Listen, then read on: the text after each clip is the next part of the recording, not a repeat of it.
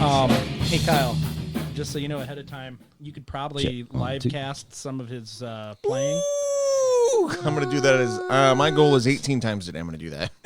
I was going to say live cast, but don't live cast any of the, when us talking about it. Yeah. Just the performances if you want. Snippets. Yeah. Because eventually we can release this as a live album. What? Oh, dude, we even got the audience in the background.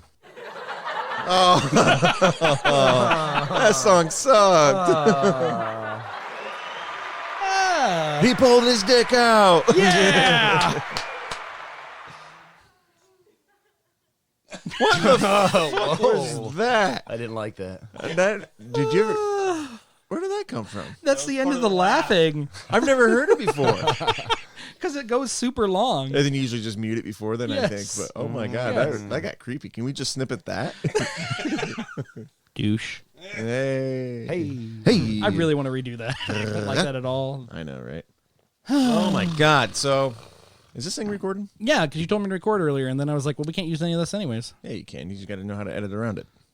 I'm really going to learn how to do that, I promise. How hard is it to edit? Not bad at all. The only thing is like, you kind of got to have a ear for, like, you got to leave breaths in between so it sounds natural, like natural talking and whatnot. Every once in a while, I feel like a fucking wizard when I can cut in the middle of a word with another word, and it cuts out all this shit, and you never even knew. Oh, shit. I know, like, a lot of podcasts, when they're doing their editing, they will rearrange the order of the conversation. I've thought about that, and I was like, you know what? That is a lot of fucking work to try to keep track of. And like, these guys are getting paid. Yeah. You know? Like, Yeah. But they can do that. They're like, well, that actually would fit better over here, you know, and that makes sense. But there's a couple of podcast episodes that we've done that I thought about doing that, and it's just like, well, that should be in the main part. Let's take Jamie's episode, like when you were doing your sign-offs, and then there was another story in the middle of your sign-off. I don't think he's never heard our episodes before, so he didn't know about sign-offs or what they did. And that's fine. No, it was a great episode. I loved having him on. It was very genuine, and yes. I loved it. That was a good episode. Yeah. I didn't tell anybody about that dedication I put at the end, and I got a lot of feedback. Like, you motherfucker, you made me cry. Oh, yeah. Yeah. My bad. Well, that was a good dedication. It was a good episode all around. It was. Like, Jamie, he's been around for so long, and, you know, there's so many great stories with him. It was just a blast having him on. When he gave me that first tattoo, I was only 17. He never ID'd me. I was going to bring that up, but I didn't. It was like 9 days before my 18th birthday. That's because I told him, I was like, I know it was in January because that's when Sam's birthday was. I didn't say, like, it's because Sam just turned 18. Oh, I that wasn't, makes sense. no. Yeah, or I didn't want him to say it like that, you know what I mean? But You know, I was thinking, wow, that's probably good because we didn't want to incriminate him, but then it's on this episode. that's all right. It's there's a statute of limitations on podcasts. Yes, I'm sure. And that shit was like fucking over 15 years ago, so. We're good. I mean, if you think about it, the way that he came up and everything wasn't necessarily the way that you should do it, but he knows the way to do it now. So, Well, what we did is because we're a bunch of hellions, and we've been breaking the law for years and years and years, right? So what we did is we fucking took Nick and put him in there first. Because he was 18. And then we started showing off my tattoos, you know, so therefore I'm 18. Because you got one, when you were 16? 17. I had 2 tattoos before I was 17. Actually, the only tattoos I had at that point in time when I was 17 years old. That's because your mom's cooler than my mom. I don't know how I'm going to not have to sign. Like when my kids come to me and they say, I really want a tattoo. Dad, I need a Pokemon tattoo. I need you to sign for me.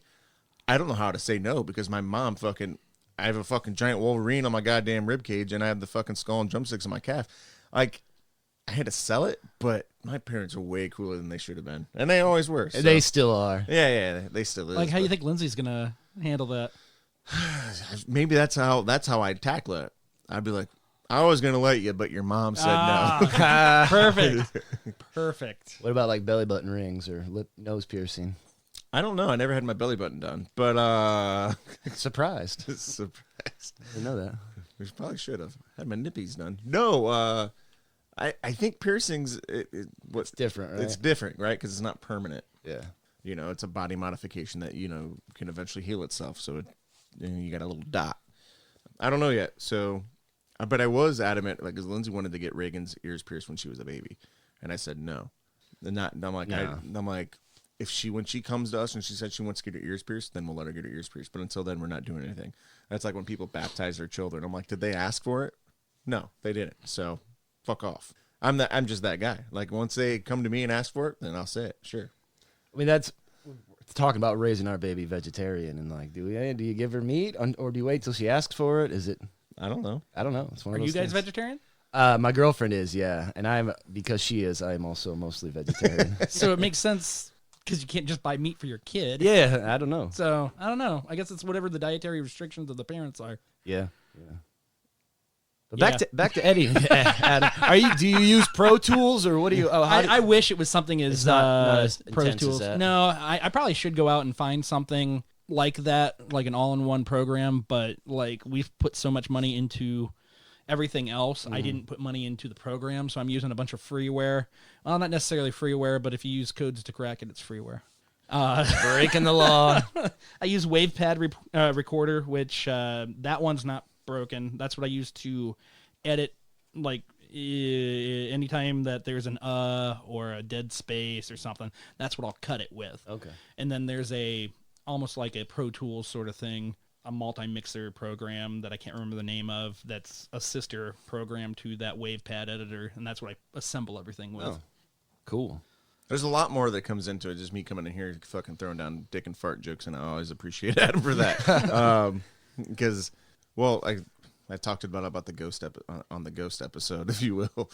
I would love to help, but like we have one laptop, and there's no way I'm going to get it past Lindsay, who's in the middle of grad school, to say, but I gotta edit the podcast. She's gonna kick me in the dick. You know, she's like in the middle of grad school. There's no way in hell this is gonna take precedent over that. I was gonna teach Kyle how to do it, but then he's unteachable. And then he's unteachable. But Paulding County, particularly, the plan was to bring him on, teach him how to do it, and that way it would just take something off of me every week. But then we did the Trunk Muscle podcast, and there's like an art form to editing that I just kind of figured that out during that. Because, like, you need to figure out what you can cut, what you can't cut. Is this an emotional moment that you need all that dead space in there so what the words they say weighs heavy enough? Or is it just us bullshitting back and forth, so just cut all the fucking things because you can tell when we didn't know what to say? Yeah. It becomes an art form, and I'm still going to teach you, Kyle. I mean, you brought over that sound bar that I'm not going to steal from you, but I am. And I don't know what that means. He brought a sound bar because, like, my laptop speakers are bullshit. Oh, yeah, he was telling me about that in the Ghost episode. So we just needed an external, we're calling it the Ghost episode? Yep. Fair enough. An external so we can hear it better. That was an executive decision I made 3 seconds ago. Is that the episode that was lost? No, it's not. No. No, this one is actually out there, but not out there for the public. Like, Kyle's heard it, Brittany's heard it, you won't listen to it. And it's not a bad episode, but it's not us, so it's the Ghost episode. Oh. Now I'm intrigued. 12FU fans, go on Facebook and demand the release. We need a hashtag Ghost episode. Contina Turner. You talk Jake into it, and then it will be released. But until then, nah. You can't talk me into anything. Incorrigible. So, last night, I was at home watching wrestling, but that's not as important as what you were doing. I seen you were out and about. Ooh, at yeah. Daddy-daughter dance. Yeah. Yeah, we did it right. Like, fucking 100% right. Like, Lindsay took Reagan to get her hair did. You know, like did it like the pre-dance hair did thing. Got her a nice dress, and then we went out for sushi. So we want to make sure we went out to dinner, and that was completely her choice. She said, "Let's go get sushi." And I'm yeah? All right, we can do that. Was it the whole family, or was it just you and her? Just her and I, oh, cool. As if we were on a date, right? You know, like right. You know, back in like the not a Kyle Green date. But, nope, no real date. Platonic family date. Glory hole. Yeah. Well, I meant like a Paulding family date. So. So then we beat feet over the school dance, and we had the picture. They had the photographer, so we stood in line for a bit to get our fucking picture taken. Did that, and then you could tell so I got some serious husband points last night, and it was awesome because Lindsay, and amongst everything else she does, she kind of volunteers for the PTA as well. So for this dance, she made 150 crowns. Oh shit! From craft to make sure for the 120 girls and then the 30 extra just in case more girls showed up or whatever. And then you could tell what it is like dads do the picture, and then they let their fucking daughters run around and just hang out with their friends. It's a social circle for the dads on the outside. Oh, that's kind of cool. But Reagan didn't want that at all. She wanted me to hang out and dance with her the entire night, which was fucking, and I said, I'm like, I don't give a shit. It's her night. This is, I'll do whatever she wants. And so we did. We just fucking, I was out there fucking cutting a rug, dancing it out with her. And it was funny because there was only maybe 5 or 6 dads. Like I said, 120 to 130 girls, equal amount of fathers, one-on-one. And I would say maybe 5 or 6 dads were the only ones out there dancing with their kids the entire time. And would I want to have done that even if I was, on a date? No, I wouldn't have. But it's my daughter. She wanted to do it, so we did it.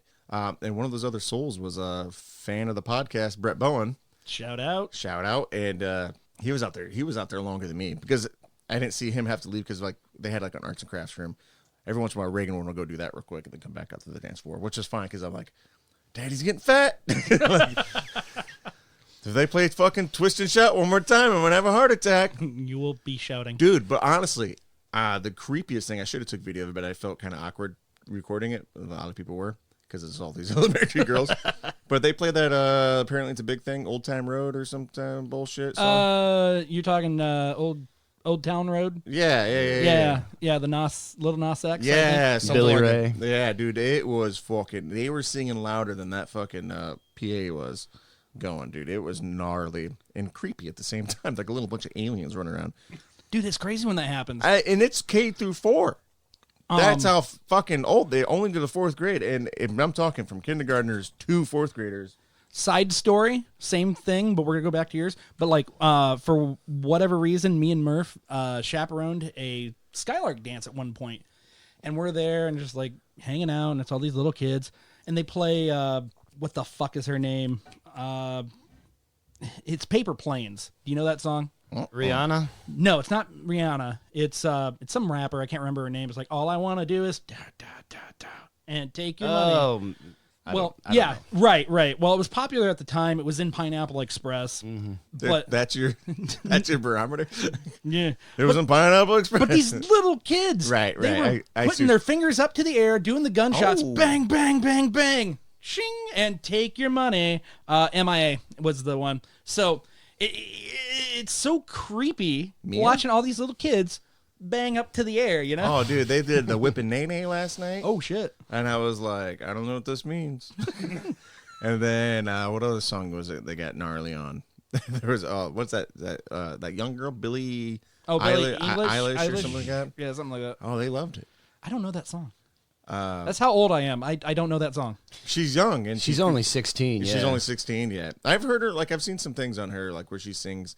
Because something anytime she pops up, I'll kind of watch it. It's kind of that Post Malone infatuation I kind of got. Mm-hmm. I'm just like, what in the hell is going on here? Well, I like her because she's 16. She's like, I'm a fucking kid. Don't sexualize my body. She wears baggy hoodies and stuff yeah. And she don't give a fuck. No, she kind of got that attitude. Yeah. So that's my infatuation with her because I'm like, she's not trying to stick to the fucking the typical norm of Britney Spears. Yeah. It's crazy that a girl that young knows that the sexualization and stuff like that. And it's getting worse now. A few years ago, People Magazine does the 50 sexiest people. And the fucking little girl from Stranger Things was in it. It's like, how in the fuck? 11? Yeah. Bobby Brown, or not, it's Brown. Millie Brown. Millie Brown, yeah. And she was on it, and it's like, how in the fuck? That's kind of weird, dude. That is really, really weird. That's a child. Yeah. She's not even in high school at that time, I would assume. She's not in high school now. No? I don't think. They might be now. Maybe. Close. Either way, but it's just, it's getting kind of a little Harvey Weinstein around here. Harvey Weinstein. You're canceled. Miramax. Epstein didn't kill himself. It's Einstein. Jesus Christ. I am loving those, by the way. Did you see some microbrew out in California? Put it on the bottle of their cans. He didn't kill himself, and I was like, oh, that's genius. Oh, my God. That's an awful story, though, man. Fuck. Oh, yeah, that's a fucking... It'll never come to the light of day. No. You know? I don't even know where I stand on it. It's like I don't know enough, and it's like I don't know one way or the other. He- I'm just in the meme for it. I What guess. he was gonna fucking expose some like what is like the Pedophile pizza, ring? the pizza party. Isn't that what they call it? I don't know. What? That's a conspiracy theory. That's a real thing. Macaulay Culkin. Macaulay Culkin believes it. He was there. Yeah, I know. Fucking Feldman. He He's a pedophile, man. I know, right? He was the one. No, man, it's fucking gnarly though. And then to have so much power to like, honestly, it was so like, oh yeah, he hung himself. Dude, you're on fucking probably on a high security watch anyways. You probably got a guard come by every 10 minutes. He probably has a paper fucking blanket so he doesn't kill himself. Again. Right. And then the doctor comes out like, hey, this is the worst choke marks I've ever seen in my entire life, you know, in my 50 years of experience. That dude didn't hang himself. Yeah, didn't they say like all the breaks in the neck are consistent with choking? Yeah, exactly. Yeah. See, like the rope looks like a hand. I don't know why it does. That's so strange. The rope's got an opposable thumb. I don't know why. Jake, I don't want to die, so I'm going to edit all this out. Is that all right? That's fine. Okay. Bring it. Bring it. Yeah, I'm already on some watch list somewhere, I'm sure. What the hell else was I going to fucking talk about? Oh, we Something else that was going on. Daddy-daughter dance. Yeah. It looked like you had fun, though, man. Absolutely. How long have they been doing stuff like that? 'Cause I don't know. it wasn't a thing when I was a kid. Here's the thing. One, well, I'm a your boy. father wouldn't have taken you to the daddy-daughter dance. And I'm really upset about that. Go on. Two, you're gonna want to ask Skip Skeens because he's had nothing but daughters for that's true. fucking 18 years. I don't know. He's got nothing but girls, and I think whenever he's gonna get to that point where he can get out of daddy-daughter dance, like another one's born, and so like it just kind of rolls over. He said that every time he was hoping for a boy, and it just never panned out for him. I think he's got like 4 or 5 kids. You know what my biggest motivation to make sure I didn't fuck this up for her was? The documentary, The Other F Word, when Jim from fucking Pennywise, he goes to fucking the daddy-daughter dance with his daughter. And I'm just like, well, you know, the dude from fucking Pennywise can do it. I can do this. I've still never seen that. You're an idiot. I know, well. I've not seen it either. How have you... The Other F Word? Yeah. Huh. That's about all these old punk rock dudes that end up becoming fathers, right? So instead of having that fucking nihilistic anarchy attitude, they got to realize, well, I got to raise these kids, right? Right. So, you know, life changes. And it's one of those documentaries that I watch, and I'm just like, yep, here we are. So, you know, love the picture of you and Brett, you know, from doing shots to going to the daddy-daughter dance. That was a good one. Yeah, and it was so funny, man, because like it was during a slow dance, right? And then so we're like doing the slow dance, and they only played a couple slow dances. Thank God, like it's gonna make my night any better. But Brett wasn't so far away from me, and he's like, "How did we get here?" And I'm like, "I don't know." So, but we did, and so I'm like, "Hold on, let's take a selfie." I got a good write up for it. And it was, man. We used to do shots, and before the shots, we would be like, "To not being daddies," you know, and fucking slam them down. And once upon a time, Fat Mike, not of NoFX, was there with us, and then he just held the shot there, and we're like, "Oh shit, yeah, you got a kid." Forgot about that. And then we had to do another. Then we had to do another shot. But yeah, it was fun. And then Reagan was really excited. She was like, "We get to do when I'm in first grade too." I was like, "Yep." And every day until you're out of grade school. Well, they said it used to be year. from K through 6, and they just switched it to K 4. So Oh, well, that's not so bad. shaved a couple years off my dance shoes. Because, you know, after a while, they don't want to be seen with you anyways. That's true. At that age. Oh, She's going to break daddy's heart. You know, I was kind of weird. Like, I had to answer the door for myself with a shotgun, and I had to make myself promise that she'd be home by 9 o'clock. So it was a little awkward. That's pretty cool. It was very De Niro. Anyways. So last night I stayed home and watched AEW Full Gear. Yeah. How was that? I see you and both Kyle must not have changed your shirts since last night. That's not true. I put this one on fresh. What are you wearing? Oh, shit. That's a cool shirt. Because the Montreal Screwjob was... Yesterday, wasn't it? Yesterday. 22 years ago yesterday? 22 years ago. damn. You didn't even plan Yeah? that. Didn't. Oh, shit. R.I.P. Brett's run. No shit. They're talking about wrestling, for those of you who don't know. No, we're not. This I isn't a don't know. wrestling podcast. Not a wrestling podcast. I don't know anything about it. But I got to say that the match that I loved the most, I was sleeping during. Yeah. We had people over, watched everything. It was pretty cool. It was a good night. All the matches were pretty much spot on. We get to the final one, which is Kenny Omega versus Jon Moxley, Dean Ambrose. Yep. And it's a lights out match, which is a hardcore match. And I've been looking forward to this thing for a while because Kenny Omega's been bringing out like this broom wrapped with barbed wire, and it's just like, what the fuck is that? A barbed wire wrapped broom? And he did some fucking damage with it. I watched it this morning. There was blood galore. One of the best matches that they've had so far. And I see that you think that's going to help the AEW. I saw AEW barely beat NXT on the ratings. They're losing their ratings. And here's the thing. Because did the product get stale? I don't think the product got stale. I don't think it's as flashy as what WWE is. But WWE has some real shitty storylines going on, except for right now, they've got NXT invading, which is something that they did back in the day with a failed WCW invasion. Yeah. Or like the NWO invasion. Mm-hmm. Except for now they got talent doing it. Right. And I haven't watched it, but I heard it's really, really good. And I think that's going to give AEW a run for the money because AEW is more athletic. It's different. People that you want to see gets pushes. I think Jim Ross was even quoted not too long ago saying that in the athleticism department, he's like, they do too many flips. Yeah.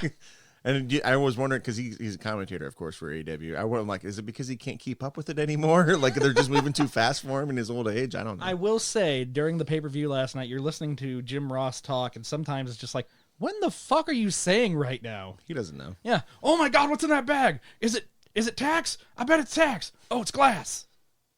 Okay. Slobber knocker. Slobber knocker. I don't know, man. Like, Jim Ross is iconic to the people that grew up watching wrestling, like us. Mm-hmm. And I think we'll all have a soft spot for him for years to come.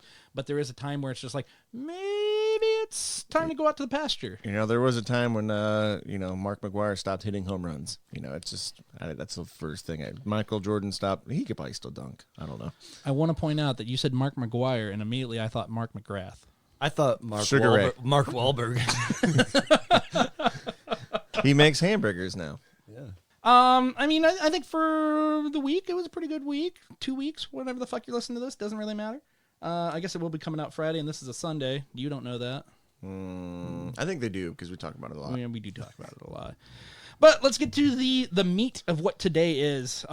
You've heard just about everybody in the room talk. We've got Jake, as always, me, as always, Kyle sitting off to the side here.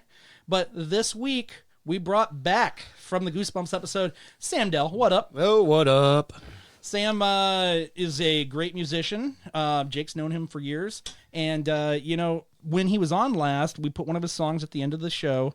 And I have the demo, and I was listening to it, and Jake listened to it. Pretty much at the exact same moment, we texted each other, and we're like, dude, we got to have Sam on to do almost like a storyteller's show. Basically. That was, and it was fucking, we're talking about it, and I think what you referred to as the not throwaway songs. Almost like you were like, yeah, it's another local artist, and then you listen to the album, and you're like, no, this is a real album. Yeah. It's not a bunch of guys that fucking put some shit together. These are real songs. Like they have stories and weight and merit and emotion. Yeah. Emo shit, whatever the fuck. Emo shit. Emo shit. Emo shit. Emo shit. It's coming back. It's country emo, probably. Chemo. I didn't mean for that to. I didn't mean to yell chemo. This is a weird. That's not a shirt, but it needs to be one. Oh my god. Sam Dell, king of the chemo. Yeah, thanks for having me back on, guys. I've been a fan since. I got a little late on board to the 12FU podcast featuring Jake and Adam, but I had to buy him an adapter for his Walkman for my Chevy van for the cassette player.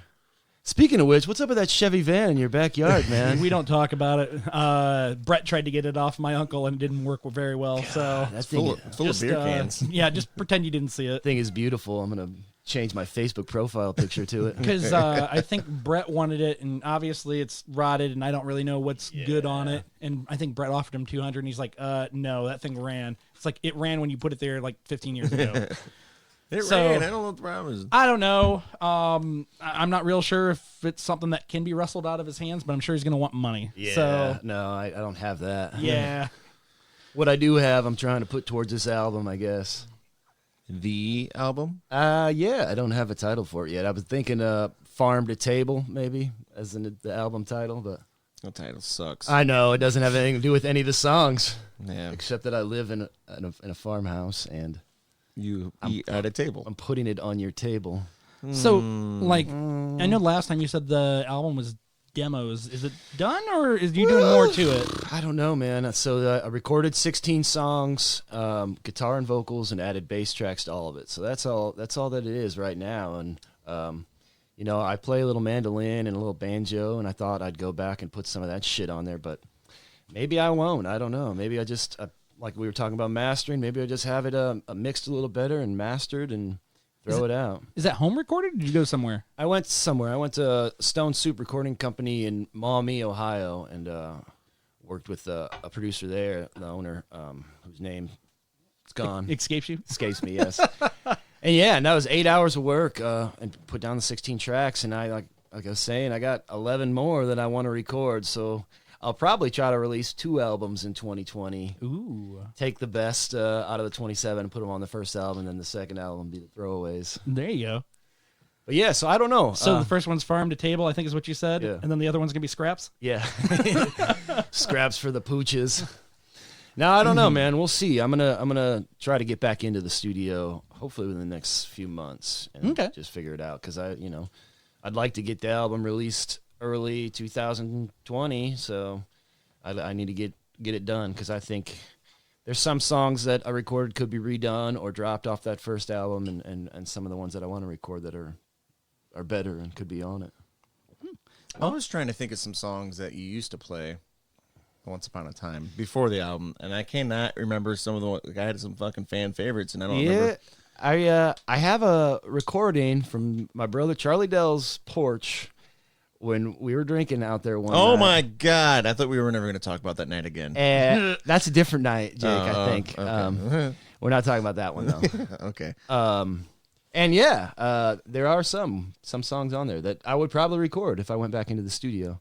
A couple that you did like. One about drinking beer for breakfast, and I did the Skipping Town song, which I changed that around. I don't play that one anymore.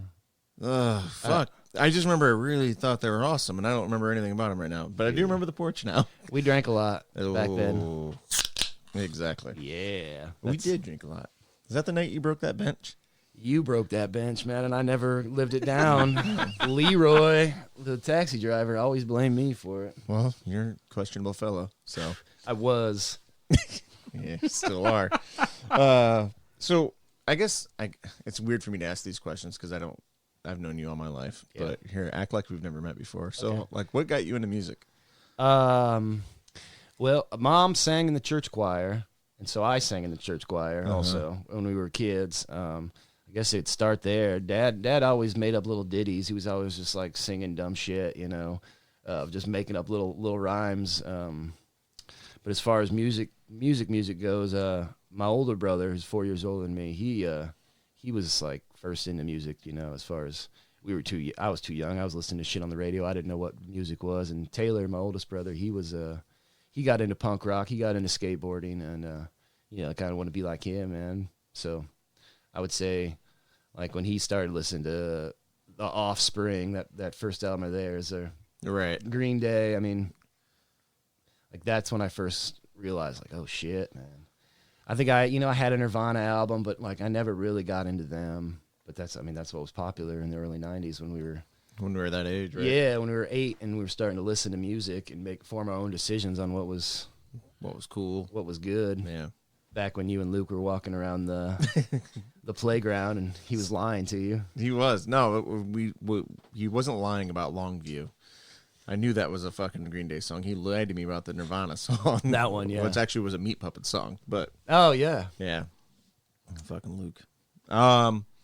So I would say that I would, your oldest brother, Taylor, and even more so our buddy Malin's oldest brother, Levi. Yeah. They both had, I think, were probably fairly big influences on how we transformed through our adolescence and a little before then. Because Levi was a fucking rad-ass skateboarder and fucking bass player, and music was always like heavily influenced by our older peers. I would say. Would we have ended up in the same place if my brother had been like that's where it's always one of those things because they looked cool, they looked cooler than us. They were always fucking long hair, fucking skateboarding, staying out, doing all these cool ass things, and then we'd see like Tony Hawk videos. I want to do that. I want to do that, right? So the skateboard scene. And shit, yeah, Tony Hawk Pro Skater, man. How old were we when that came out? It was 99 when that shit I came out. I had the demo on PlayStation 1. I remember that. Yeah, you did, because we would play the demo, then we'd go out and fucking actually skateboard. But we couldn't skate. God, I want to play that game again. Dude, the demo was like, it only had like one level, One yeah. level, yeah. And you only had a choice of like Bob Burnquist and somebody else, I think. What system? PlayStation 1. Dreamcast. Yeah, but it was a demo, so like it was that game and then a couple games on there, right? I don't remember. Yeah, it was But like a multi-game. Yeah. You got it if you bought that PlayStation magazine or whatever. I feel like a lot of people that we hang out with was influenced by that game, but more of their soundtrack. That soundtrack, it was fuck again. There's another episode out there. Yeah, Fucking, yeah. We kind of talked about this already, but that was a great soundtrack. He'll be back. Yeah, fucking, we got to redo that one. So I mean, not trying to get too far away though. Because we'll go into video games real quick. Yeah. So you're mostly influenced by your older brother, of course. Yeah. Taylor, who had a big. He was able to reach out to that subculture of music, probably more so than our 8 to 10-year-old selves, right? Yeah, right. And so you had and then so that was how you kind of got into music. When did you actually start playing an instrument? Were you in the band before you played the bass? I was, yeah. Okay. I played the trumpet starting in 5th grade and did that for 2 years, and then I played baritone for 4 years. So I was, while being a anti-establishment punk, was also in the marching band. And a fat kid. And well, I was okay. So let's take it back a little bit. Pre-puberty, I was, yeah. So I was trying to ride a skateboard, weighing what I weigh now, probably when I was in 6th grade. Yeah. You're okay. Yeah, I stretched right out as soon as I hit 8th grade. Those Jinko jeans weren't helping anything either. No, and the Hawaiian shirts. God damn it. Okay, so you bought a bass in the 6th grade. Bought a bass guitar. What made us do that? Back to before that. There was always guitars sitting around at my house. My mother's brother, who I never knew, he was a guitar player. Uncle Danny, crazy story, got murdered like early 80s, late 70s, early 80s. Got murdered over some weed down in Florida, and that's why like my mother was always so like anti-drug, because her brother, brother Danny, was murdered over like just a small quantity of weed, robbed and murdered. That's crazy. And I actually, when you started saying about your uncle like got murdered, I was like, wait, this was drug related. Yeah. So there was always guitars sitting around in the house, just because mom always kept them, kind of a memory, a couple acoustics. So I would tinker with those before I bought the bass, but never really knew what the hell I was doing. Right. But so when we all started really coming together, 11, 12 years old, Luke was playing guitar. Luke started playing guitar, and he had an acoustic in the 4th grade, and then he got that Ibanez. Yeah. I think there shortly thereafter, and took local lessons from the guy at Tri-State Music there in Bryan. And I think it was a drag race, because I was supposed to buy the bass. I know. And you just had more money than me. So yeah, we went to Tri-State Music in Bryan, Ohio, and bought that Ibanez Geo that I'm still plucking on now. Yep. Basis unite. It's funny to see too, because it looks the same, just less knobs. It's seen better days. It still sounds all right though. All that time, I figured you would have upgraded, but I mean, it's got a good story behind it. No, man. Maybe a couple straps here and there. Yeah, I'm not much of a gearhead, man. I should, but I don't know. What? How many times did you change the strings on that thing? Maybe 3 times. Ooh. Yeah, you sound like me. Yeah. I mean, it's a bass. You don't have to. Yeah. That's funny though. So I know. I mean, I don't really want to. I've kind of talked about it in other episodes, but you and I, of course, played through bands. From let's say 6th, 7th grade through our entirety, through the end of school. But it wasn't until shortly after graduation. Like I know. So after graduation, let's just say, what did you do? Well, because this is like I always have. When people ask me about my life growing up, I always say I had 2 friends that I still, really only 2 friends, and then certainly the ones I keep in contact with. And I say Nick moved to Hawaii, and Sam did. Sam took off. Well, yeah, Nick moved to Maui, and you were already enlisted, weren't you, at that point? Basically, yeah. Well, I had to, because all my fucking friends took off. Yeah. So Brent moved to Chicago. Yeah. And I'd always planned on leaving town as soon as I could, man. I read too much Hunter Thompson as a kid and too much Jack Kerouac, and it was like the road was calling my name at a young age. So I know the real reason. Then we want to ask me the real reason why he took off. What's the real reason? Because Sam Dell was voted most likely to be a townie in our high school senior newspaper. it's true. It's a true story.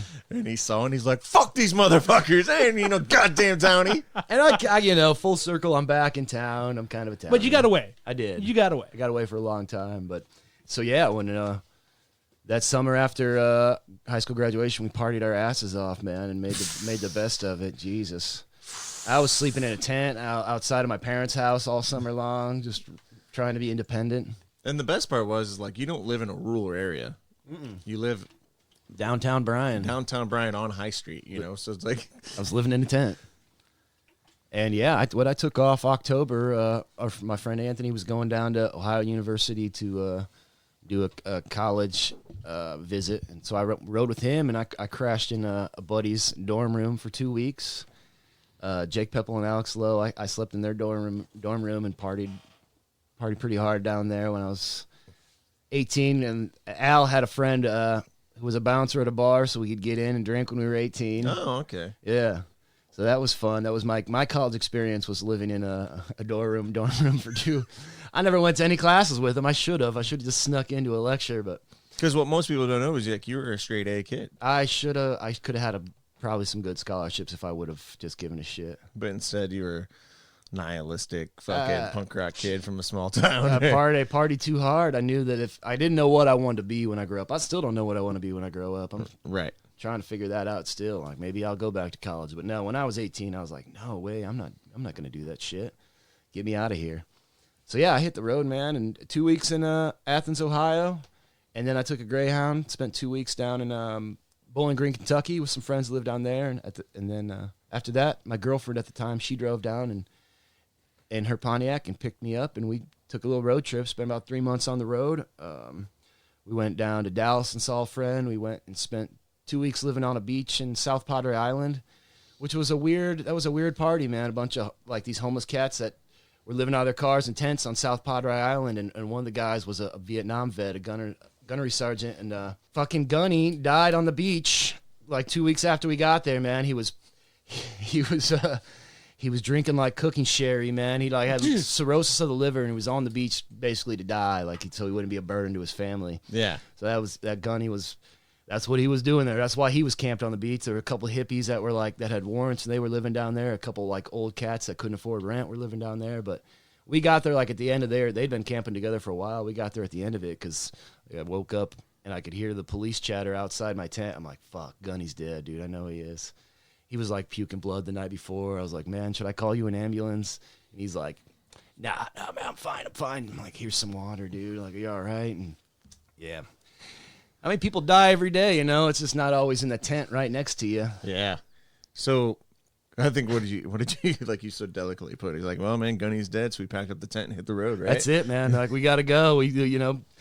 Obviously the cops thought there might have been foul play, but I mean, after interviewing everybody, we're like, you guys are good. Get out of here. So yeah, we took off and we went to Albuquerque, where my girlfriend at the time, she had family. We stayed there for a few months or a few weeks. When I was in Albuquerque, I saw Guar play with dying fetus, so that was pretty rad. Yeah. And the girlfriend that I was traveling with, she was actually born in Colorado, but had grown up in Ohio. So she had family in Colorado, so that was the next stop. And at that point, we were kind of running out of loot, so that's how I ended up in Colorado. Ended up staying out there in a town called Fort Collins, and living and working there with her for a little while before she split, and I kind of just stayed.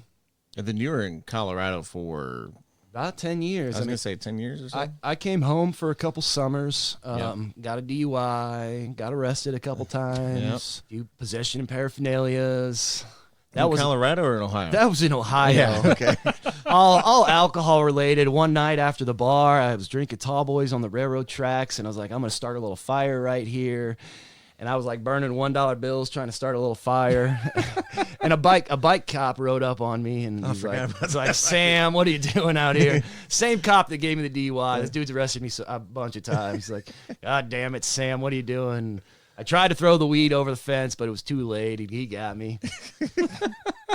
Hey, nice guy, man. I probably would have hung out and drank a beer with him, but he's like, I got to get you for something, man. I'm gonna get you for the fire. We don't need to call the fire department. So yeah, same guy who got me the DUI. That was like 2 summers apart, but I've been arrested a few times as an adult. Never done any hard time, but was that in Bryan or Defiance? That was in Bryan. Bryan? Yeah, that was not my finest moment, but I mean, he took me to the cop shop and booked me, and then gave me a ride home when it was over. Say I was walking to the bar one time, and I seen him he was on duty. He's like, "Hey, what are you doing, Mr. Dell? You gonna get in some trouble tonight?" And I was like, "No, we're not doing anything, man. Can we get a ride out to O'Brien's?" And me and my brother, we got in the back seat of his cruiser, took us to the bar, and he had to open the door, and there was a huge crowd outside. While the cop opens the door and lets us out. God, I can't think of his name, man.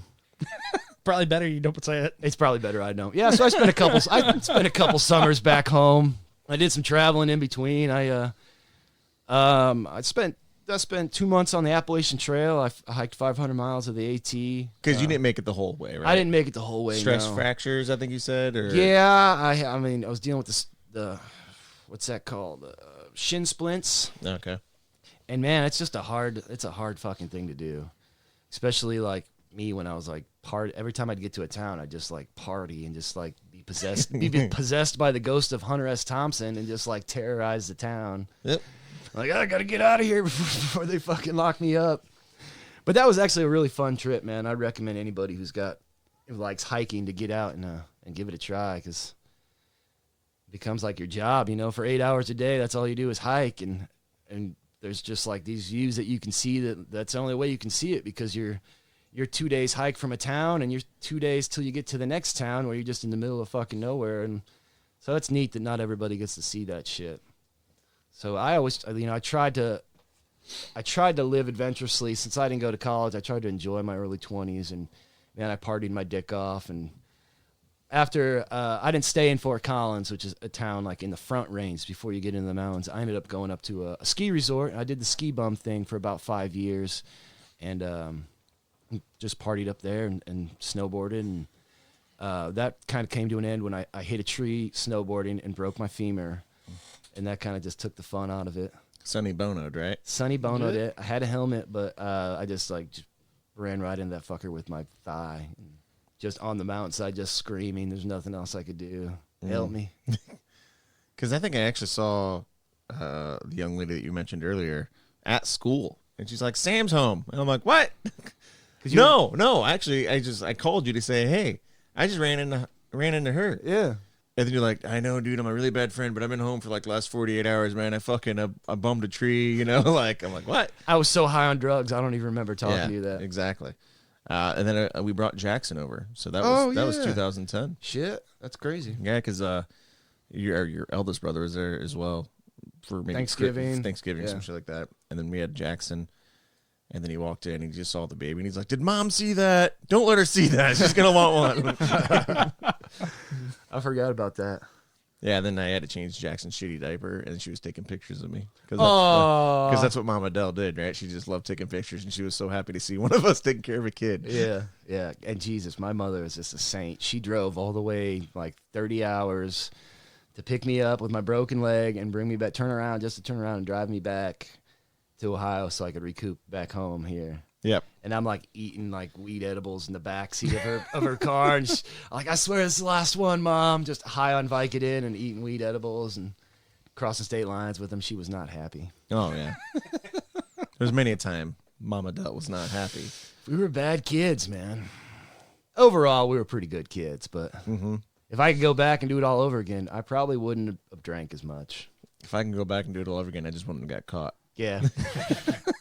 Because I would have known how not to get caught. Because when do you get arrested? 8th grade? I think that was on one of the other podcasts, wasn't it? November 4th, 1999. Yeah, I was 16 when I got my first underage and I was Happy 20th anniversary, buddy. Thank you. 20 years arrested. Yay! Hey! That doesn't sound right. Is that right? It is, dude. It's 2019. That was 20 years ago. We were in the 8th grade. 8th grade fucking buying weed in the bathroom. I seen Nick when he with just ghost face. I was like, "What's going on, dude?" 'Cause I must have been out in the hallway for some reason. He's like, "Come with me, man." He had a doobie, and he's like, "You gotta take this, man. Like we're going down. Shit's going down." We're going. I'm We're like, going to the clink. Like, I don't want that fucking thing. Flush it down the toilet, man. Like, bunch of bad kids. I'll never forget because like the principal like fucking. I was in math class, Mr. Tippin's math class, and he fucking principal comes in and he fucking looks at me and he like fucking motions for me to come to him, and I was like, all right. And I'm thinking Luke did something, and I just got to get Luke out of a jam. No big deal, right? That's what I was good at, talking my way out of things. Not this time. But I remember when Nick was like in another room being fucking questioned, and I was in this room, and he could hear my interrogation. And then they said, you bought these drugs and you did them after school? I'm like, yeah. And they're like, who'd you do them with? I'm like, nobody, did them by myself. And then Nick was like, he was in the other room, and he's like, dude, I just felt so much better because he's like, I told him the same thing. I just did it by myself. But in reality, it was always him and I behind his house. Like fucking, we get off the bus, walk behind his house. There's like a little wooded area, and we'd smoke some dopes, and then we could just go home because we were grounded or whatever. No, we weren't grounded at that point in time. And then he's like, I just knew I knew we were really good friends because you didn't fucking narc me out. Like, well, it took fucking 5 years for you to figure that out, but whatever. Oh yeah. So got arrested. Yeah, I wouldn't do it again. No. Wouldn't get caught again. Wouldn't get caught again. Wouldn't get caught. I certainly don't recommend getting caught. I've had a few run-ins with the law. Just nothing serious. Peeing in public, open container, DUI, couple possession charges. But I haven't been arrested in quite some time. Good for you. It might be connected to the fact that I quit drinking. It'll be 4 years at the end of this month since the last time I had a drink. 4 years. 4 years, man. It's crazy. So shortly after Dad passed away, I went hard. I remember hard because I remember going out and visiting at the farm, and then you were drinking then. So, but it was after that. It was after that. Okay. So I've been back in Ohio. So after the drinking stopped, and then like I know you kind of had like a small catalog of music at that point, but I did, yeah. Then you really started fucking upping because you started doing the Sam Dell Sucks live. I started playing out, yeah. And then you started working on the originals? Well, I've always kind of wrote, man. Some of these songs are 10 years old, 12 years old, 8 years old. I've always kind of wrote, but never really thought much of it. So when I release an album, it'll contain, my life's work of original music pretty much. So a lot of it's been written in the last 4 years, but a few of them, do have some age to them. I've always kind of dabbled. Dabbled? Yeah. And yeah. So you got that shit's recorded? I got that shit recorded, man. And then you're going to debut some of the shits on a podcast? Or are we forgetting something? I think we're about there, man. About there now? I mean, so one of the summers I was home, I took my first hitchhiking trip. Segue. Oh, yep. There we go. And man, that is a way to travel. When I was young, I had no fear, man. I didn't give a shit, It took a lot to scare me, so I was like, well, this is something I want to do, man. I read On the Road by Jack Kerouac when I was like 16, and I was like, man, I know this was written back in the 1950s, but I think I can do it, man. Right. I have a lot of faith in humanity, and man, I was proved right every time I went hitchhiking, man. Because there's always that stigma, right? Like when he took off, I was like, nobody's gonna pick his ass up, especially when he looks like you. Yeah, or he's gonna get murdered, or yeah. Well, before you took off for the Appalachian Trail, or is it the hitchhiking one? Like one of my I played like kind of a mama bear role, dude. I was worried as fuck before him because you're a weak bastard, can't defend yourself. Let alone fucking person nor bear. And then I got you a knife, right? You did. That was AT. That was Appalachian Trail. Okay. You got me that sweet knife. Well, either way, you're out in the element, and I was scared to fuck for you. And then yeah. Make sure you had some boots and fucking some pointers here and there. Fucking, hey, when you fucking stab somebody, fucking twist that shit with your wrist so that way the wound doesn't close, man. Like, I was worried as fuck. It's my brother from fucking, another mother. Literally, man. Your kids. I think of your kids as my niece and nephew, and they call me Uncle Sam. They're fucking, yeah. And then all those reasons. But I was scared as fuck when you left. I really was. Not scared, but I was concerned. I don't know what to say. I just had a very mama bear instinct. Yeah, I mean, that first hitchhiking trip was crazy, man. It was a trip. I left out of Bryan.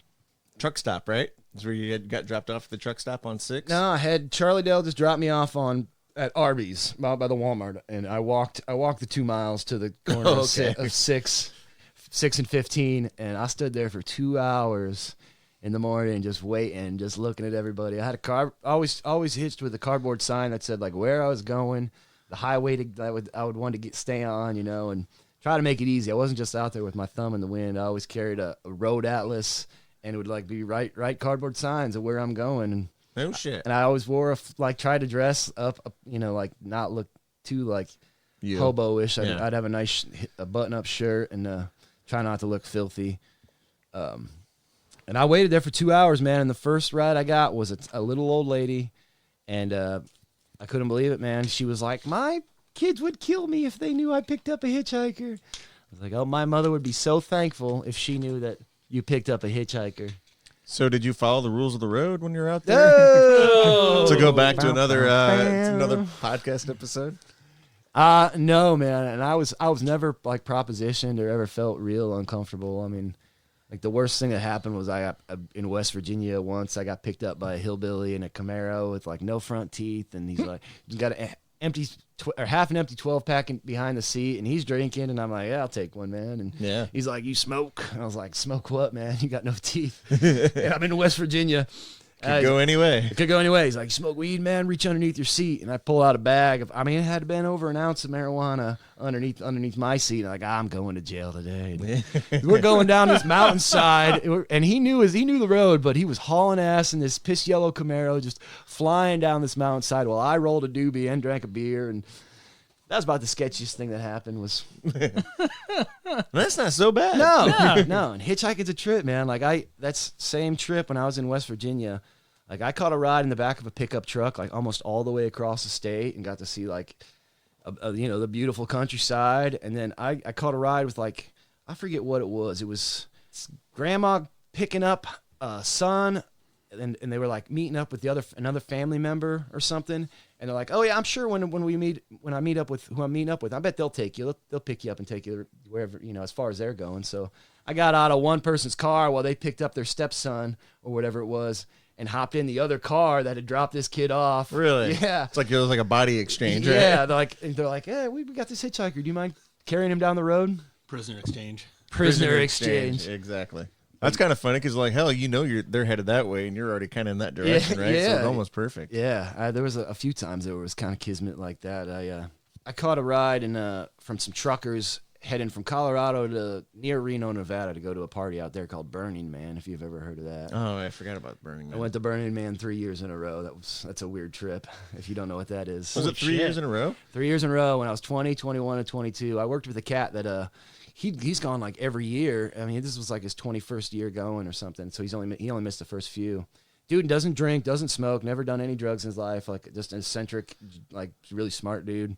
He's an entomologist, studies insects, and he goes because he's like just a people person, likes meeting people. But the last year I went, he bought me a ticket. I was in Ohio for the summer, and he's like 2 weeks before, he's like, "Are you coming, man? I got your ticket."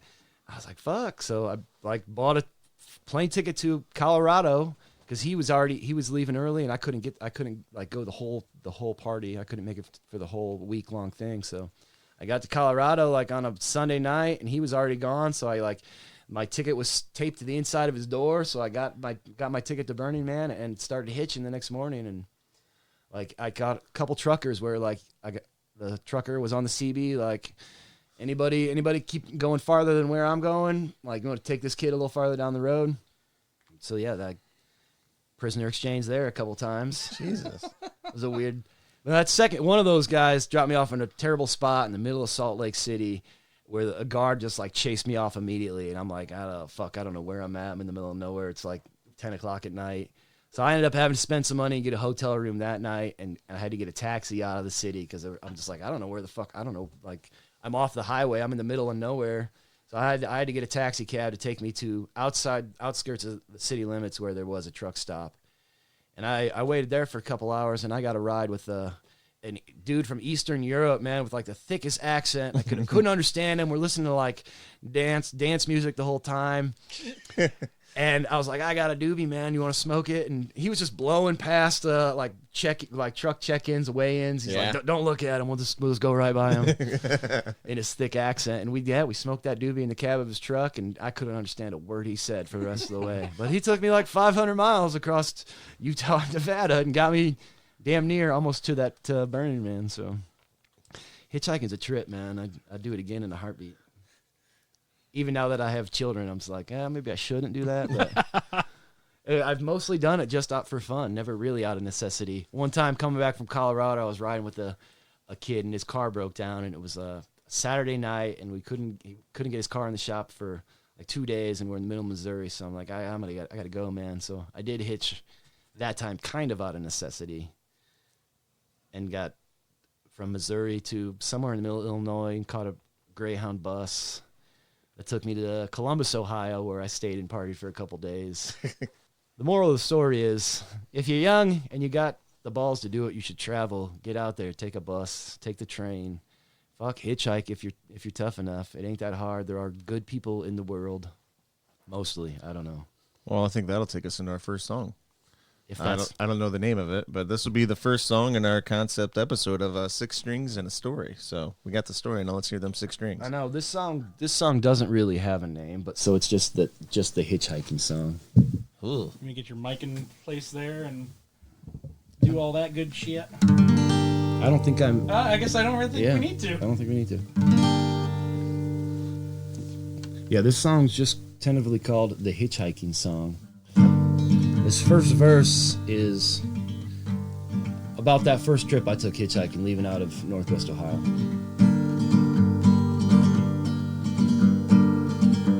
It took me 15 hours to hitch from North to South Ohio. The sun was burning hot on that open April day. The first ride that I got was from a frail little old lady. She took me 20 miles, it was a while out of her way. The next ride was some rockers, little Zeppelin down the road. After that, a couple stoners, so I got a little stoned. I was feeling good and mellow, caught a ride, an older fellow. He dropped me in a spot where no one could pick me up. Well, it's a roller coaster, you never know what'll happen next. 'Cause right then a cop pulled up, said, son, let me see your documents. Well, they grilled me for a minute, but he sent me on my way. He pointed me to a truck stop with a smile on his face. Can't believe I didn't see it was a mile down from me. Blocked by a couple farmhouses and a half acre of trees. An oasis in this wasteland of Midwestern emptiness. I feel the sun upon my face. There's nothing quite like this, quite like this.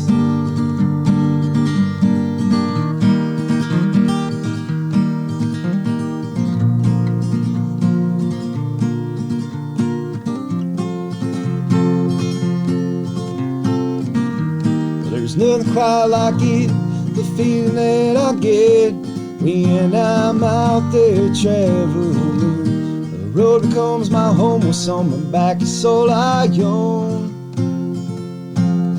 It's all I own.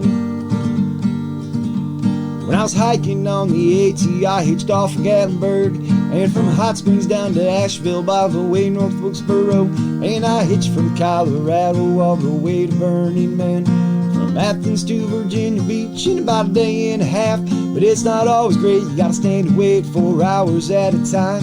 Then doubt creeps in and you begin to slowly lose your mind. What am I doing by this roadside, middle of nowhere? Then the car pulls up a change of luck, puts it into your despair. Well, I believe in angels, hell, I know that they exist.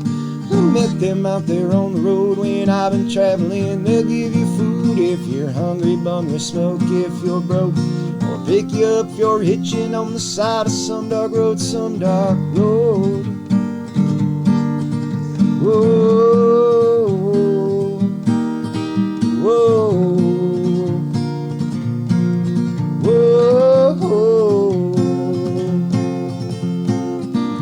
Well, there's nothing quite like it, the feeling that I get when I'm out there traveling. The road becomes my home, what's on my back is all I own.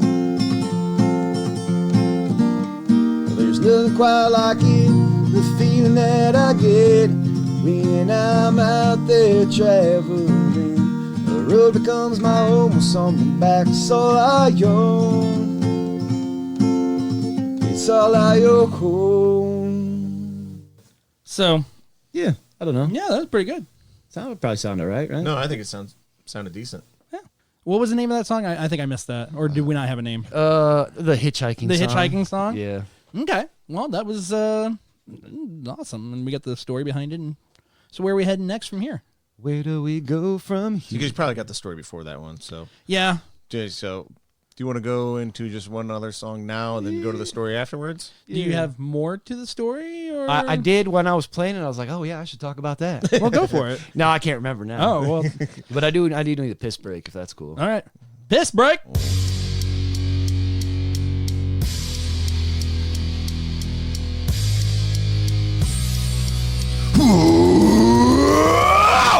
Hey, you effers! You want some sweet-ass merch that makes your dick hard? Hard as shit! Go to stupidbradmerch.com where you can buy shirts, pins, patches, records, and koozies! Keep my claws cold! So go to stupidbradmerch.com, type in the code 12FU for free shipping! That's right, free shipping when using the code 12FU. Save your mom some money! Yes! I love my money.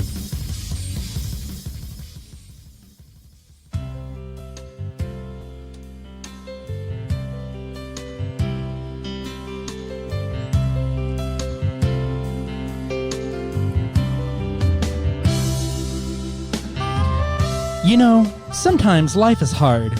And sometimes you gotta get hard back.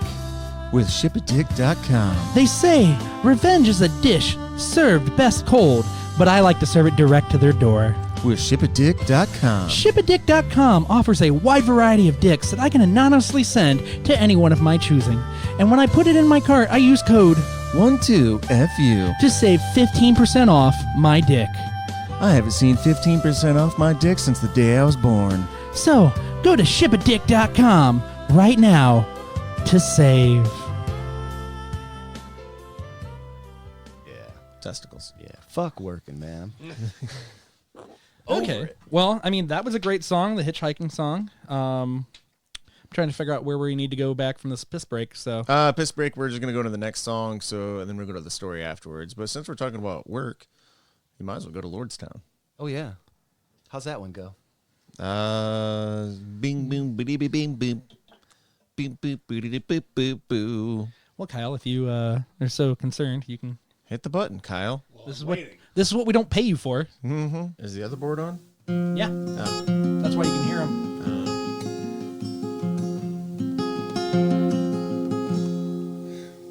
They promised the factory would never close. Tax cuts for the owners, award CEOs. 53 years this factory stood, helped thousands raise families through their sweat and blood. Today I drive away for the last time, I'm told. I'm gonna start that one over. All right. Redo. Kyle, note for edit. Note for edit. I fucking edit. I haven't played this one since I posted it on YouTube a month ago, or a couple months ago. I'll get it. All right. Lordstown. Campaigners don't care.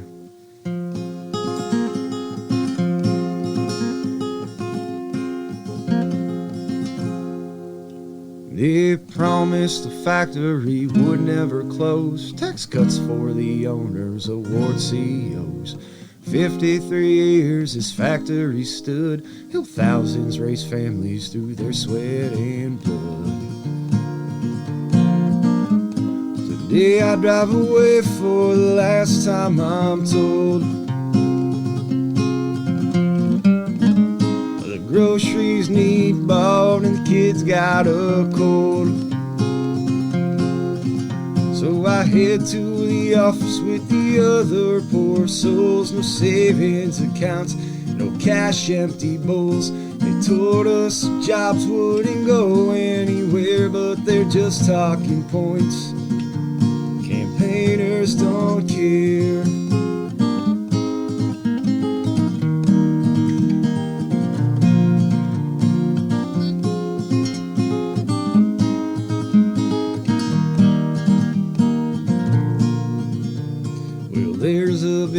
difference between inexperience and ignorance. Lately we've been ruled by the latter.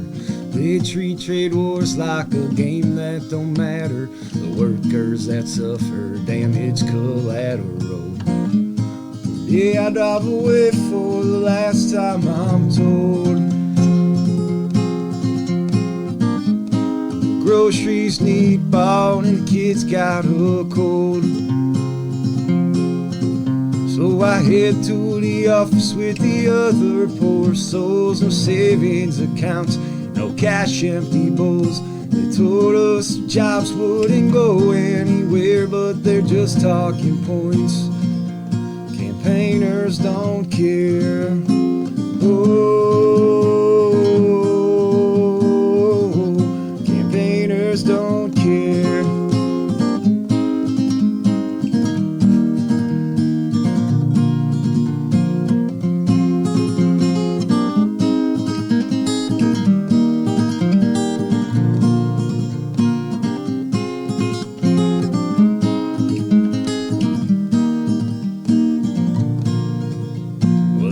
Us distracted with our televisions at each other's throats.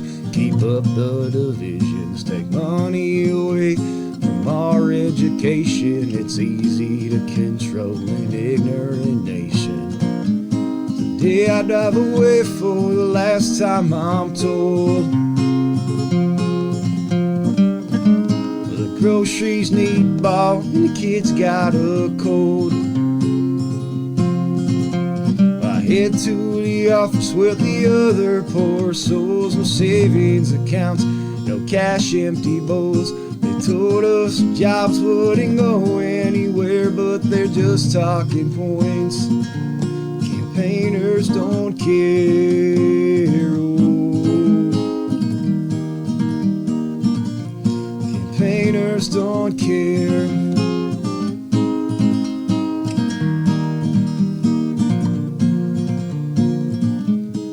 Yeah, I drive away for the last time, I'm told. Okay, so that was Lordstown. Lordstown. Campaigners don't care. What are you calling it? Yeah. Sure. Lordstown, parentheses, campaigners don't care. Ooh, no semicolons or anything? Nah. Okay. Goddamn, man. Like, just the way that you sing, the voice, and, like, the playing, it's so soulful. Thank you, man. And that was one of the things that I told him after listening to the demo. It's just like, God damn it. God fucking damn it, is it good? Thanks, man. And that's one of the reasons I keep doing it around here is just because, you know, everyone's just doing the same old cover band sort of thing, man. You go out and you see, and nothing against those guys, man, who like playing Brown Eyed Girl and Simple Man and shit, man. But when I don't like playing those songs, man. I do play a lot of covers, but I like to play ones that you know, have meaning, that are soulful. So. Right. I mean, why don't you tell us a little bit about that song, Lordstown? I mean, obviously... yeah, we're from Ohio. We know, you guys probably know about them closing the plant in Lordstown, Ohio. Mm-hmm. Yeah, shit, put 1,000 guys out of work. And they're talking, hopefully, I mean, they figure something out. I don't know if that was part of the UAW strikes. That was one of the, I know that was one of the things that they wanted, was to try to get that to open back up, but... I think that one's permanently closed. Is it? Yeah. That was one of the resolutions, was to close in Lordstown, actually. So, I mean, just how shitty of a deal it is, man, after the auto bailout, man. Like, the owners got such big tax breaks and the CEOs all really got huge bonuses, and then they turn around and fuck over those guys that have been there for 53 years, you know, that factory had been there. especially, you know, being from our area where we're so automotive strong in the workforce. Because, you know, it's either farming or automotive, and that's where a lot of people get their monies from around here. And when you're closing, you know, at least I would say more than half of that source, you know, it really affects your local communities. Yeah, it's not just those big factories, but the little ones that produce the small parts. Right, because they get they get some side jobs here, and it's keeping their doors open too. So it's not just that one big corporation or CEO, or, you know what I mean? But with this song in particular, it's kind of fun because actually I've had the album in my truck CD player since the Goosebumps episode. Mm-hmm. Okay. And so, you know, I'm so heavily involved in my children's life and taking them everywhere. Jackson knows the words for damn near all the songs on the album. And Oh, he wow. sings them even when we're not in the truck. Wow. So, but I've been using, I used a few of the songs, and one we'll get to later, but this one in particular as like a teachable moment, kind of explaining to Jackson how, how things work and how privileged he is at this point in his life to have, two parents who have a job that they're not really worried about as of right now, health insurance, just like how, not a lot of kids are going to get those luxuries in life.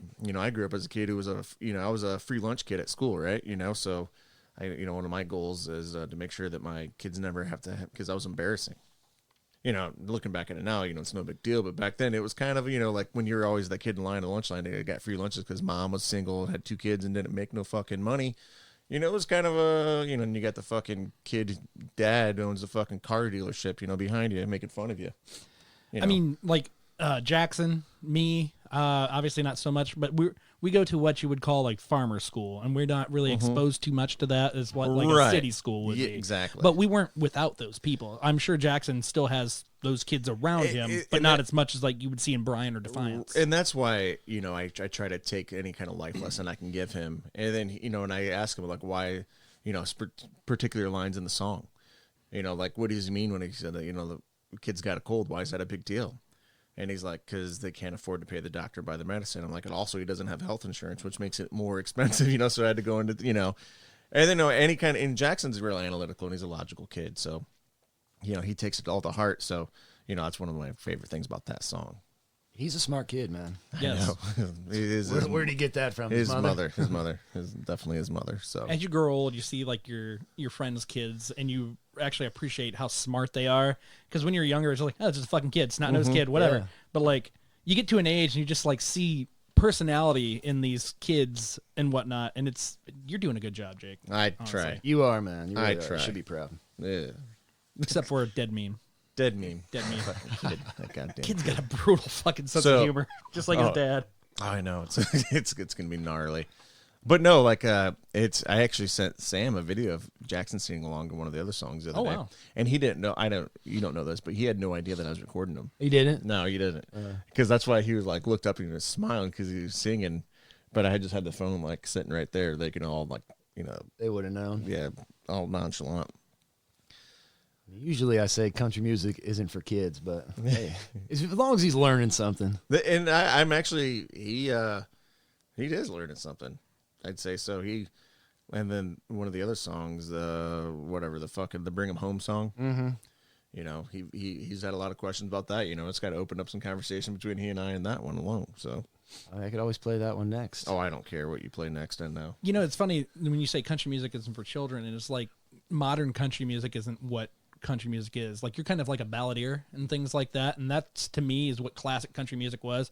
Stuff that had weight, that told stories and whatnot. Now it's like one step away from hip hop, and you're just drinking with your friends, commercialized. Yeah, it's a Budweiser commercial. Shooter Jennings actually has a really fucking rad ass song about that whole epidemic in country music. They should outlaw you, because all you are is, you're repurposed by your record company's fucking image group, not you, them. Just to be more specific, but I would describe Sam's stuff as like it's very like a folk punk rock kind of feel to it, right? Like you say country music, and yeah, it is country music, but at first I wouldn't have put you in that category because it's not what country music is anymore. It's unfortunate, right?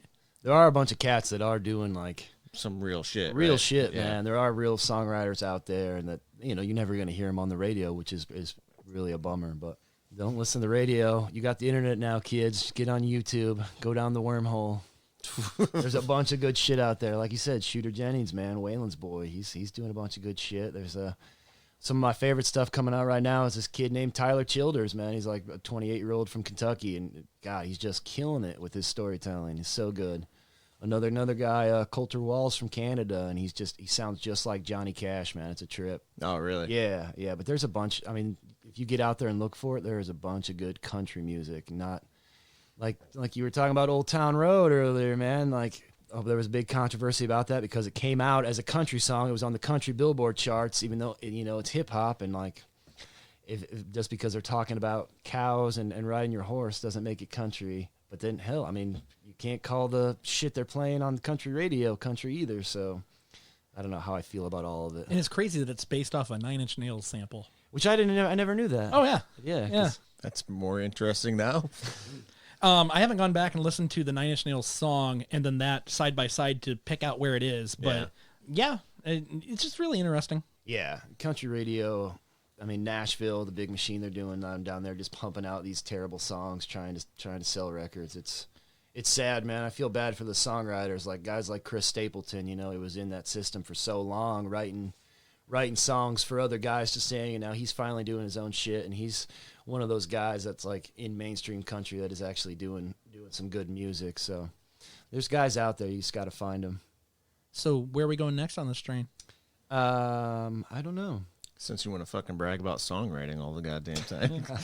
I mean, let's pack this fucker full. Let's pack it. Yeah. I mean, I've always just tried to just write from the heart, man. And it's I don't know if it's because I've known you all my fucking life or if I got a biased opinion, but it's just so funny because like I don't think there's a song on that album that you're releasing or whatever that like I know there's a story, right? I know there's a truth to it. Like I don't think it's fabricated, you know, like and it's probably because I don't know if it's because I know him, and you might have to ask one of these two dickheads, but it's and I don't know if it's because I have more of a personal connection to you or not, but like I just know like every glimpse that you were coming from every song. So like that was. Well, and I wonder if you guys didn't know me, would you like it just the same? You know what I mean? No. Hate this song. Go to hell. Not listening to country. What the fuck's wrong with you? And I've told this to Adam before. Like I don't know if there's anything I've ever recorded that I actually like. Yeah, I'm with that. I don't know if really? I don't. He doesn't like anything I've ever recorded. It all sucks. I just don't know if I like that song because I'm part of it or if it's a good song, Yeah. right? So like my niche, my thing, my drive right now is to find a song that I think I could actually turn that music up to and enjoy. I don't know if I've ever created it. As artists, man, I know we're always just so self-critical and that self-doubt as well, man. I know I have it bad. I wouldn't have gotten in the studio if it weren't for my girlfriend buying me a gift certificate for Christmas. I got her a windshield scraper, and she got me a gift certificate to record an album. You got her beat. Yeah. It's cold in the winter. Is it like a scraper on one side and a brush on the other side? Oh, you're good. You're classic. good. Oh, God, Yeah. you spent money on that. I did. Like Long handle and everything? $11. Yeah, I mean, she's short. Yeah, it was a long She's handle. short. That's a big thing. Should have got her a step stool too. I don't know, man. Yeah, that Lordstown song, I do like it. I'm glad that you guys dig it. I mean, my dad worked 41 years in the factory and only got to enjoy 9 months of his retirement before he passed away. And hell, Mom's been there 36 years. And if it weren't for them, if it weren't for the union, you know, I wouldn't have had the luxuries I had as a kid. And not like we were well off, but we never wanted for anything, you know, just like your kids. Right. So, and I think a lot of that shit is like what drives me, you know, because I don't ever want my kids to have to do what I had to do. I want them to have opportunities that I didn't have, basically. Yeah. So, yeah, I mean, I think that's what being a parent is about, is wanting more for your kids than what you got, you know. Yeah. So eventually, somebody along the line is gonna fuck something up, though. I know that's how it usually goes. Like what? I don't know, maybe my grandkids, they'll get a little fucking, you know, they'll be all addicted to fucking crank or something. I don't know. It'll be a futuristic drug. Yeah, future drugs. I love. My favorite drugs are the ones I do in the future. My favorite beer is the next one. Oh my god. What song do you want to go to next, there, kid? Oh, I don't know, man. Maybe Bring 'Em All Home, since you talked about your boy liking that one. I don't know if you liked it. No, but it's opened up conversation, and I guess listeners will know why.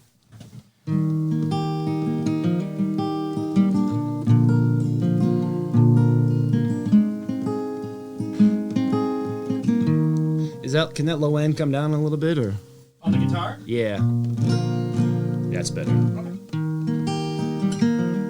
Tone deaf. Don't know, man. I hear it in my headphones. Yeah, this one's called Bring 'Em All Home.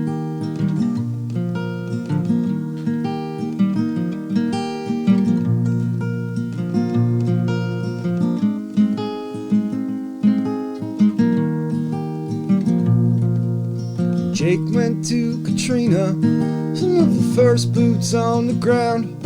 That's where he saw his first dead body. That's where he fired his first round. And Noel went to Iraq. He caught a bullet in the shoulder. And Next time we seen each other, we both looked old, but he looked older. And Mike, he lost 5 brothers when that IED exploded. Underneath this armored truck, his innocence instantly stolen. And the coffins and the roses and the sad bugle blowing, well, it carries those reminders. But somehow he keeps on going. Yeah, somehow he keeps on going. Yeah, somehow.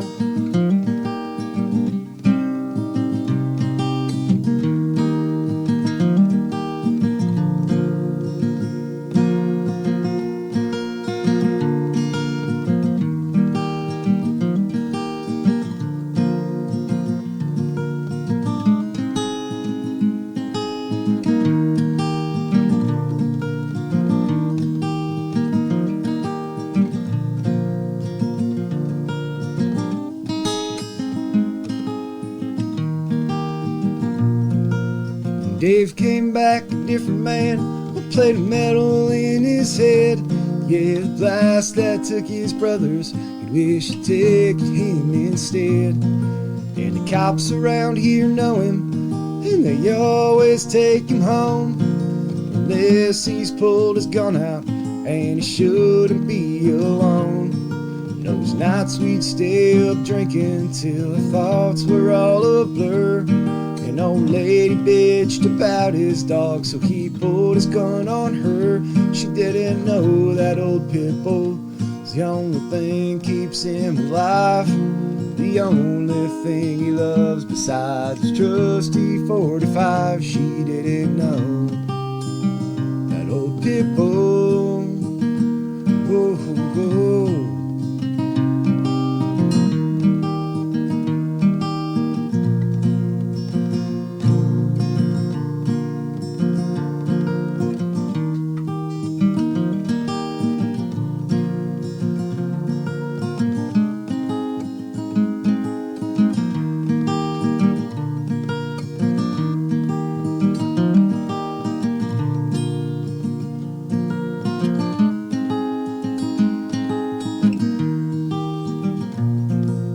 Jake told me his company was headed overseas. I got real drunk and tried to fight my dad, and he said to me, son, please, just tell him that you love him. You'll see him when he gets back.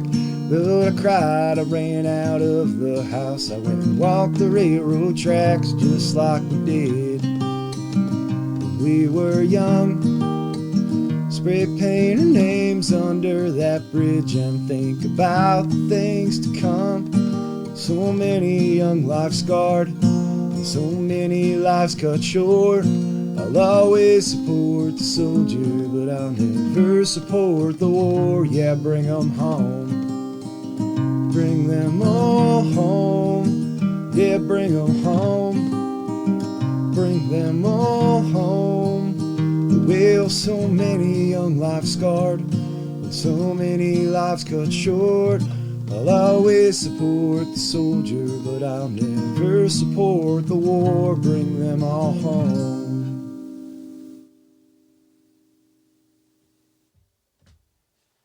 Well, I've got goosebumps and tears in my eyes, so thanks for that. Thanks, man. Fucking hate that song. Gosh. You know, you told me about that song, and I hadn't listened to it.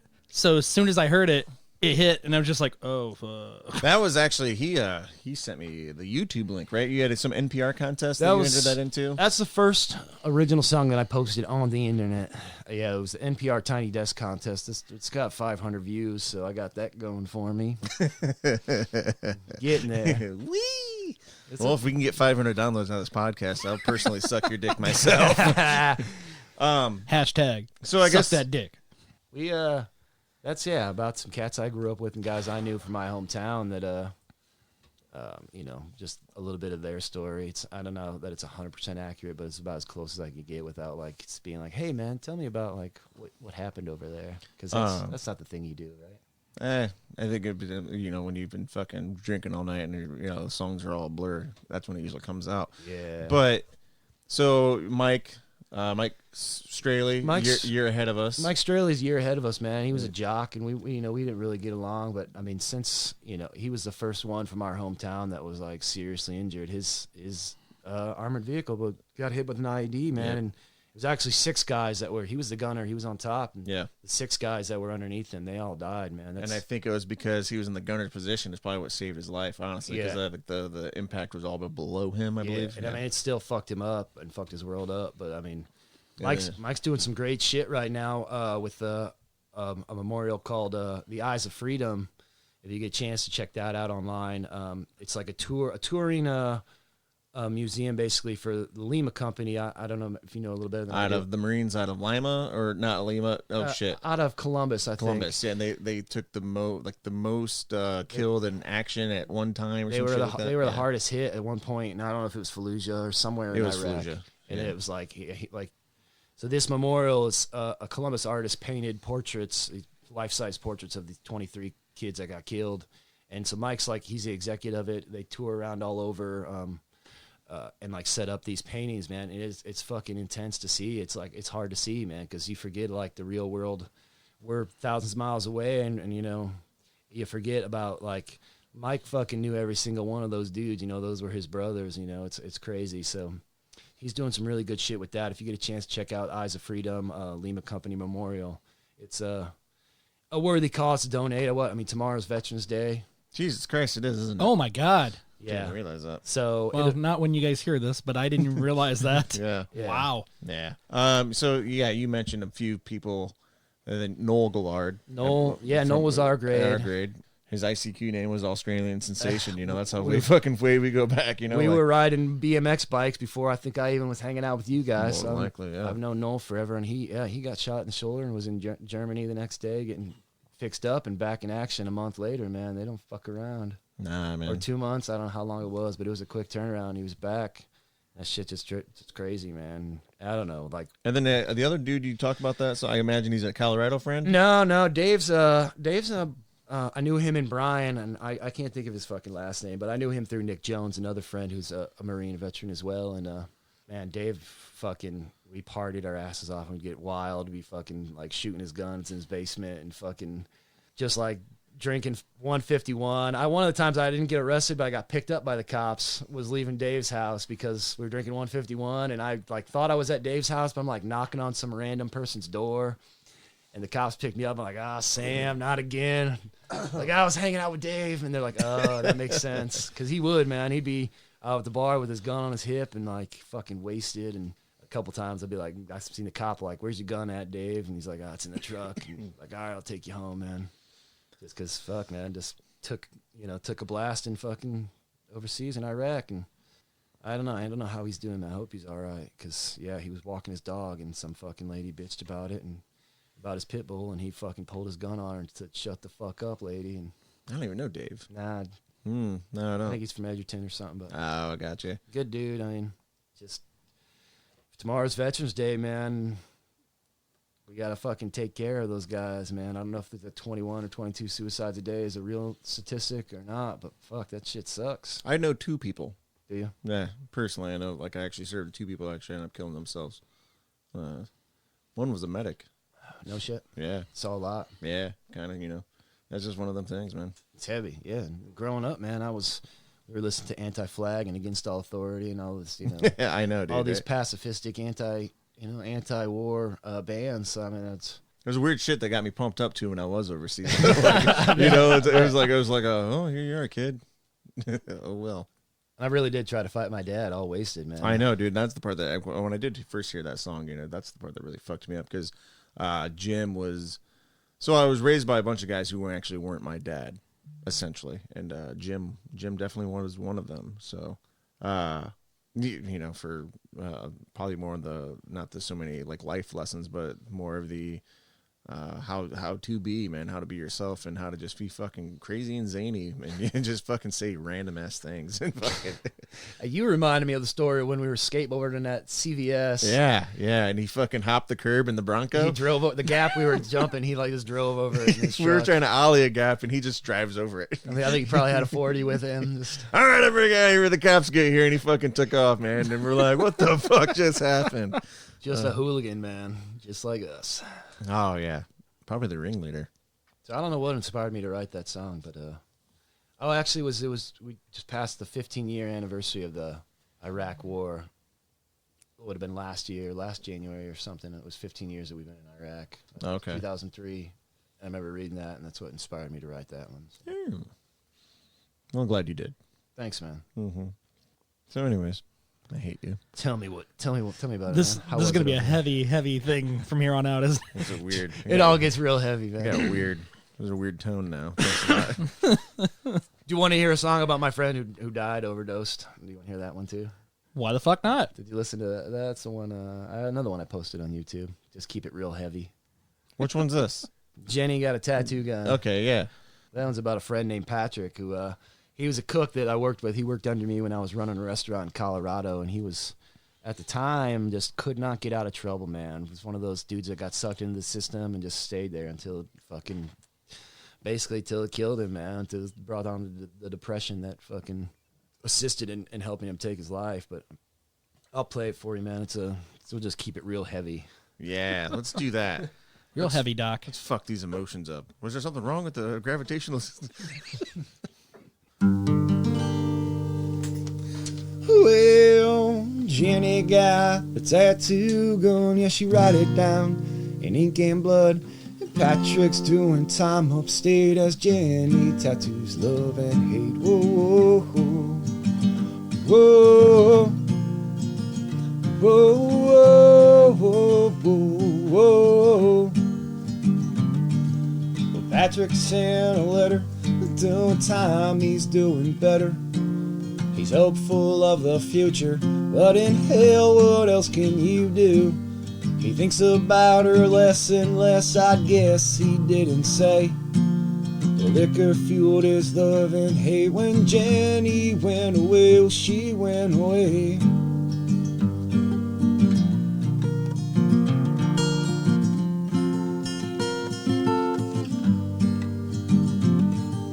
Jenny's got a tattoo gun, yeah, she write it down in ink and blood. Patrick finally got parole, he made it out of that shithole. Oh, whoa, whoa, whoa, whoa. Well, Jenny's staying clean, I mean she drinks a bit and she smokes some weed. She ain't doing meth no more, but Patrick's heart, it's still charcoal. She thinks about him less and less. She fixes her hair, puts back on her dress. Patrick's in the halfway house alone. He struggles with his doubts. Oh,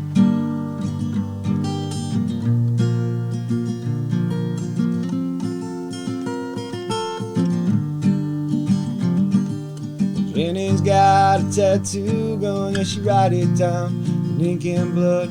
My friend Patrick met his fate as Jenny tattoos love and hate. Jenny's got a tattoo gun, yeah, she write it down in ink and blood. When Patrick met his destiny, methylated amphetamine. Whoa, whoa, methamphetamine.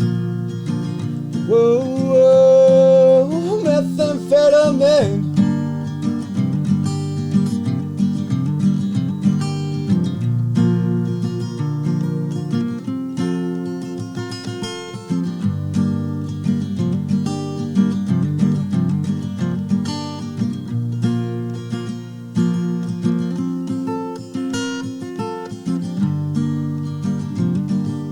Patrick's got a loaded gun pressed to his vein, he wants to feel numb. Emily and Jonathan kicked in his door and tried to save him. I think about him less and less, till the pain and hopelessness and stress are piling up at my back door. Start thinking about Patrick more. There's no way out. There's no way out. Methamphetamine.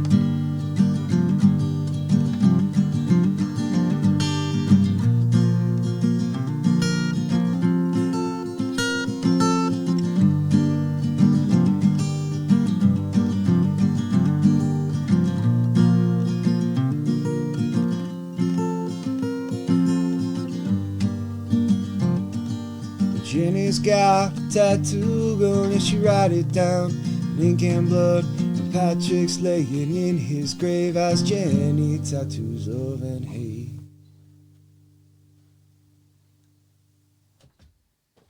Good transition, Adam. You're welcome. You hit that buttons at the same time, too. Pow! All right, no more heavy ones. Jesus Christ. I'm sorry. All I can do is just close my eyes and listen to it because it's good, man. Thanks, man. I feel like this is what's going to happen after every time you're done. I'm just going to be like, oh, it's brilliant. It's beautiful. It's great. I don't know, and this isn't just in regards to this song in particular, but like your lyrical phrasing is just Yes. it's damn near flawless, kid. Like it just just the way that you emphasize certain words. I don't know. It's fun. Thank you, man. I appreciate you saying that. Some guys I know, man, write a ton of songs like all year long, just writing songs. I got 200 original songs, shit like that. A lot of guys I know. I got 27 of them, so I try to spend a little more time with the thesaurus out and just make it more meaningful. I don't know, man. You don't need a thesaurus, dude. It's fucking 2019. What you do is you type the word on Word and then you right click it and see synonyms.